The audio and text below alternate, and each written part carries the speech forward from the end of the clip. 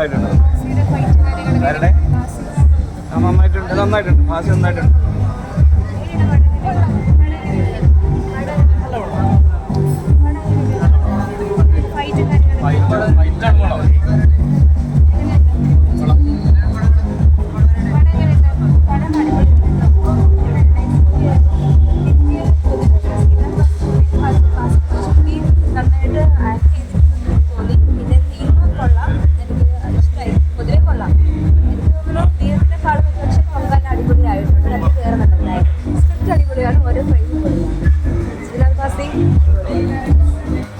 സംഭവമായതുകൊണ്ട് ഒരു രജിസ്റ്റർ നോക്കിയിട്ടുണ്ട്. പിന്നെ ഏറ്റവും കൂടുതൽ സ്കോർ ചെയ്തിട്ടുള്ള പാപ്പരായിട്ടാണ്.